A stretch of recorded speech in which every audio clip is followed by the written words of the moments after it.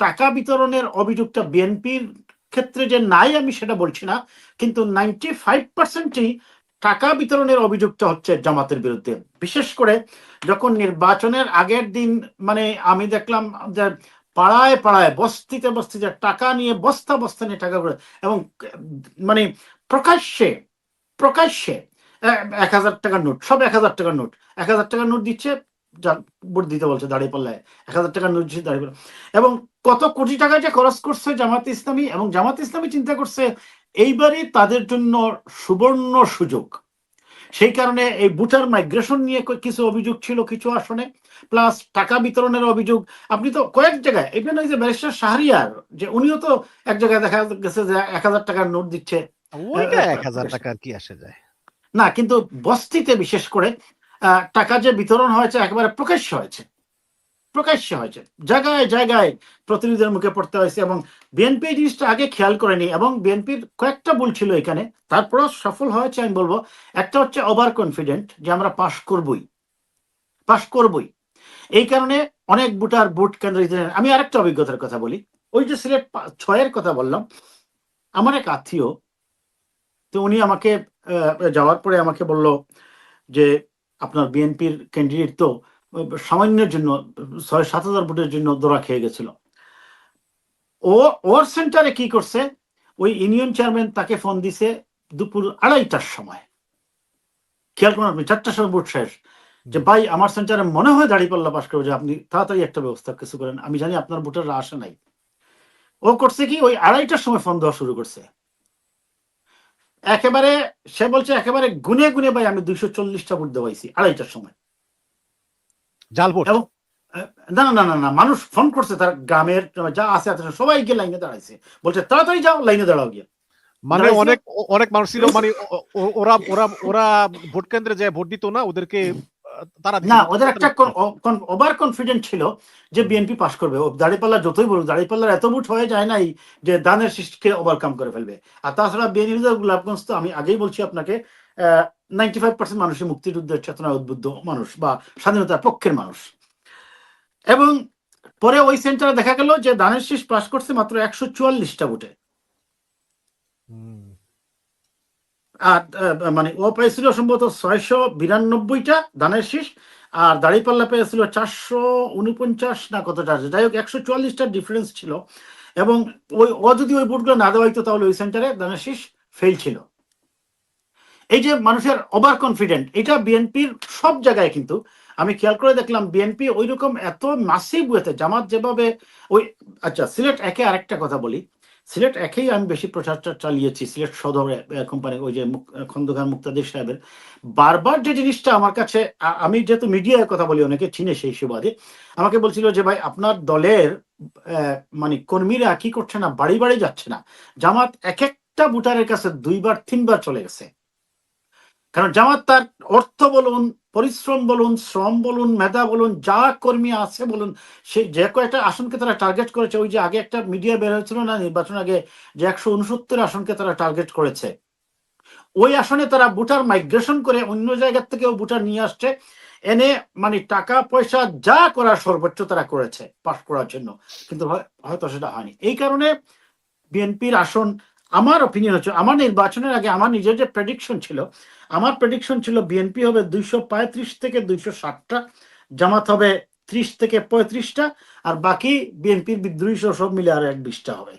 নির্বাচনের আগের দিন আপনি দেখেছেন যে বিশেষ করে জামায়াতে ইসলামের প্রার্থীদের কয়েক জায়গায় টাকা সহ তাদের গ্রেপ্তার হওয়া, এবং সন্ধ্যার পর থেকে বিশেষ করে একটি গুজব ছড়িয়ে পড়ে, এবং কয়েক জায়গায় হয়েছে, সিলেটের এক জায়গায় হয়েছে, আপনার কিশোরগঞ্জে হয়েছে, রাজশাহীতে হয়েছে, খুলনায় হয়েছে, বরিশালে হয়েছে, কয়েক জায়গায় বিভিন্ন প্রার্থীর বাড়ির থেকে কিছু বাঁশের লাঠি উদ্ধার করা হয়।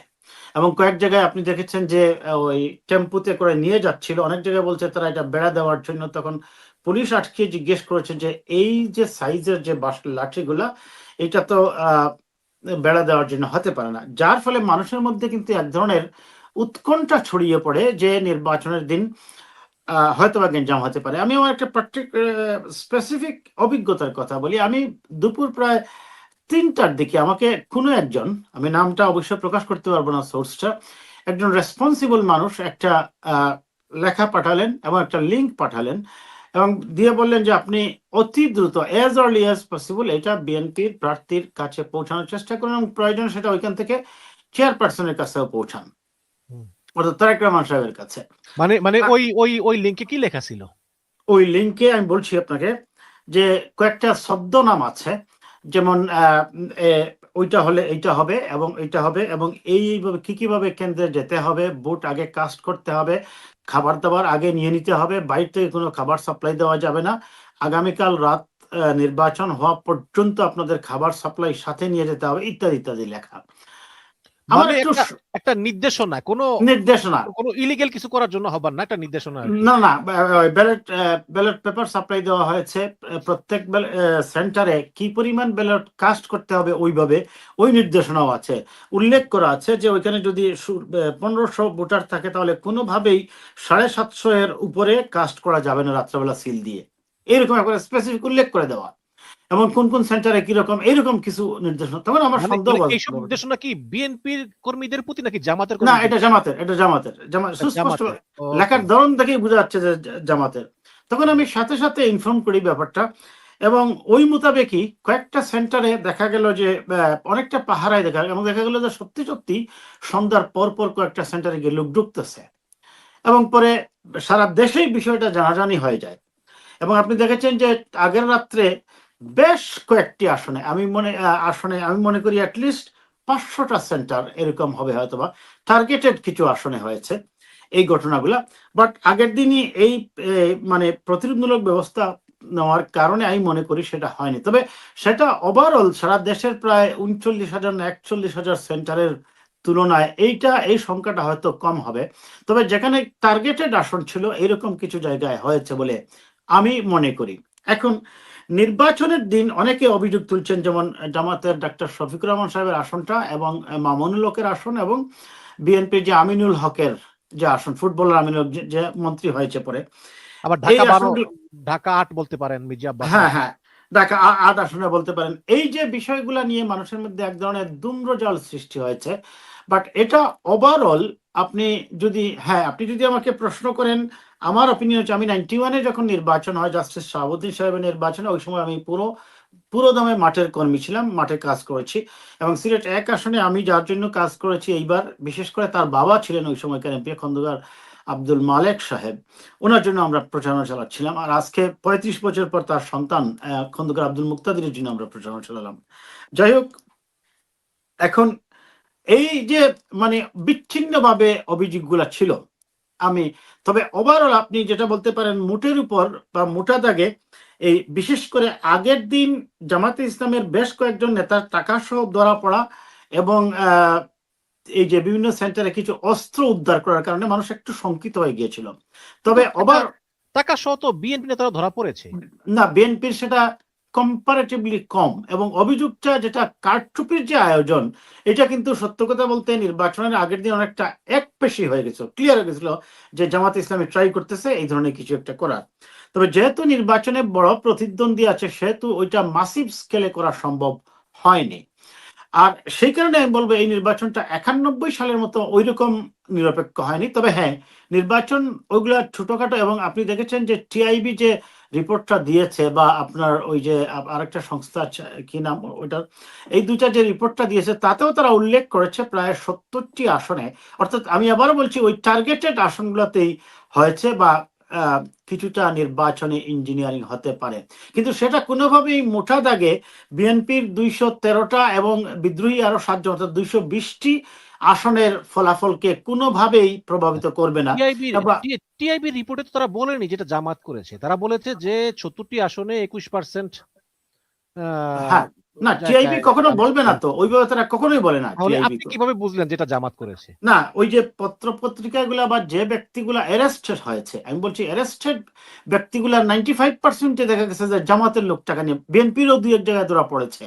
আমি একেবারেই ডিনাই করছি না যে বিএনপির ধরা পড়েনি, পড়েছে 2-1 জন, কিন্তু টাকা পয়সা নিয়ে বা নির্বাচন যে ম্যানিপুলেট হতে পারে বা নির্বাচনে এক ধরনের গ্যাঞ্জাম হতে পারে, এটা নিয়ে অভিযোগটা মূলত ছিল জামাতের প্রতি। সে যাই হোক, তারপরেও আমি বলবো জামাত তার এই নির্বাচনের মাধ্যমে ঐতিহাসিক বিজয় পেয়েছে। জামাত আমরা কোনোভাবেই কোনো ক্যালকুলেশনে আমাকে যদি প্রশ্ন করেন, আমি জামাতের সিট 68টা এবং তার জোট সহ কত 74টা বোধ হয় না 78টা, এই এতটি আসন জামাত পাবে এটা কোনোভাবেই কল্পনা করা যায় না। কিন্তু তারপরেও জামাত বেশ কিছু আসনে আপনি দেখেছেন তুমুল ফাইট দিয়েছে। আমি আপনাকে আরেকটা অভিজ্ঞতার কথা বলি, তখন আপনি বুঝতে পারবেন যে নির্বাচনটা আসলে কিভাবে হয়েছে। আপনার মনে আছে আপনার চ্যানেলে আমি বলেছি যে সিলেট 6 আসন, যেখান থেকে আমার ছাত্র রাজনীতি শুরু হয়, আমি যেহেতু আমি সিলেট অঞ্চলে প্রচারণা চালিয়েছি আমি জানি, ওই অভিজ্ঞতাগুলোর কথা বলি। সিলেট 6 আসনে জামায়াতের এর টার্গেটেড আসন ছিল, এটা তারা পাশ করবেই, এবং তারা সিলেট 1 আসনকেও নিয়েছিল টার্গেটে, পাশ করবেই। আমি আমার নির্বাচন আমার বিভিন্ন জায়গায় আমি বলেছি, বিভিন্ন টকশোতে আমি বলেছি, কয়েকটা চ্যানেলে আমি এই কথাটা বলেছি যে সিলেট 6 যদি জামাতে ইসলামের প্রার্থী পাশ করে যায় তাহলে সারা বাংলাদেশের জামাতে ইসলামী 200-250 আসন পেয়ে যাবে। এই কারণে বলছিলাম যে কারণ সিলেট 6 বিয়ানীবাজার গোলাপগঞ্জের 95% মানুষই মুক্তিযুদ্ধের চেতনা উদ্বুদ্ধ, স্বাধীনতার পক্ষে শক্তি, এবং এখানে বারবার নুরুল ইসলাম নাহিদ সাহেব আগের শিক্ষামন্ত্রী, উনি বারবার এমপি হয়েছেন, বা এখানে এবং বাংলাদেশে একমাত্র থানা বিয়ানীবাজার যেখানে শেখ হাসিনা ওয়াজেদ পালিয়ে যাবার পর গোপালগঞ্জ ছাড়া বাংলাদেশে একমাত্র থানা যেখানে ছাত্রলীগ যুবলীগ মিছিল করতে পেরেছিল সেটা হচ্ছে এই বিয়ানীবাজার থানা। কিন্তু সেখানেও জামাতে ইসলামী বেশ ভালো ভোট পেয়েছে, এবং ওইখানে বিএনপি প্রার্থী পাশ করেছেন মাত্র 9,000 ভোটের ডিফারেন্স। বলেন কি? মাত্র 9,000 ভোটের ডিফারেন্স। এখন প্রশ্ন হচ্ছে কেন এগুলো হয়েছে, আমি বলি আপনাকে। হ্যাঁ, সেখানে আপনি বলতে পারেন বিএনপির যে 92 জন বিদ্রোহী প্রার্থী ছিল, 92 জন বিদ্রোহী প্রার্থী ছিল বিএনপির 79টি আসনে। আপনি খেয়াল করুন, অর্থাৎ বিএনপির আরো 11, 12, 13টি আসনে বিএনপির একাধিক বিদ্রোহী ছিল। খেয়াল করুন আপনি, 13টি আসনে বিএনপির একাধিক বিদ্রোহী ছিল, এবং সর্বমোট 79টি আসনে 92 জন বিদ্রোহী প্রার্থী ছিল বিএনপির। এই 79টি আসনের মধ্যে হিসাব করে দেখা গেছে যে আরো 63টি আসনে ওই বিএনপির বিদ্রোহী প্রার্থী থাকার কারণে নির্বাচনী ফলাফল প্লাস মাইনাস হয়েছে। সেখান থেকে নিশ্চিতভাবে বিএনপি আরো 40 থেকে 50টা বের হয়ে আসতে পারতো যদি ওই বিএনপি বিদ্রোহী না থাকতো। তার মানে হিসাব যেটা ওই হিসাব করা হয়েছিল যে জামাতের আসন 30টার ভিতরেই থাকবে, ওই 30টা বা 35টাতেই থাকতো। তো জামাতের জন্য খাটে। যদি ইসলামী আন্দোলন জামাতের সঙ্গে থাকতো তাহলে তো জামাত অনেক বেশি আসন পাইতো। এখন ইসলামী আন্দোলন তো জামাতের ভোট কাটছে, যেহেতু তারা জোটে ছিল না। এই ক্লেম তো না, তা তো আছেই, কিন্তু জামাতের ক্ষেত্রে যেটা হয়েছে, যেমন আমার আসনে যিনি পাশ করেছেন উনি খেলাফত মজলিসের, উনার নানা শ্বশুর মাওলানা ওবায়দুল হক সাহেব 1991 সালে ওই আসনে মিনার মার্কা নিয়ে পাশ করেছিলেন। ওইখানে হারিস চৌধুরী সাহেব ছিলেন, ফরিদ চৌধুরী সাহেব ছিলেন, হাফিজ মজুমদার সাহেব ছিলেন আওয়ামী লীগের, কিন্তু পাশ করেছিলেন ওবায়দুল হক সাহেব। এটার একটা কারণ হচ্ছে উনি যে সম্প্রদায়ের লোক, উনার ওই সম্প্রদায়ের লোক আছে, বুট আছে প্রায় 50,000। বলেন কি? এইটা একটা বড় ফ্যাক্টর। এবং এই সম্প্রদায়ের লোক ঐতিহ্যগতভাবেই তারা নৌকায় ভোট দেয়, এবং যেহেতু এখন নৌকার কোনো প্রার্থী নেই, নিশ্চিতভাবেই তিনি এই পুরো ভোট ব্যাংকটাই তিনি একা পেয়ে গেছেন। এবং আমি আমার প্র্যাকটিক্যাল অভিজ্ঞতার কথা বলছি, উনার বাড়িটা আমার পাশের গ্রামেই। আমাকে অনেকে বলছে যে এই আসনে তিনি পাশ করেছেন মাত্র 6,500 ভোটের ডিফারেন্স বোধ হয়। হ্যাঁ, 6,500 ভোট বেশি পেয়ে উনি পাশ করেছেন। সেকেন্ড হয়েছে বিএনপি জমিয়তের প্রার্থী, উনি পেয়েছেন 69,000 ভোট, আর উনি পেয়েছেন 76,000 ভোট। খেয়াল করুন, ওইখানেও বিএনপির একজন বিদ্রোহী আছে, উনি পেয়েছে 57,000 ভোট। আচ্ছা আচ্ছা, খেয়াল করুন, তার মানে উনি পাশ করতেছে। এবং এই যে 76,000 ভোট পেয়ে যিনি পাশ করেছেন জামাতের প্রার্থী, তিনি আমার পাশের গ্রামেই বাড়ি।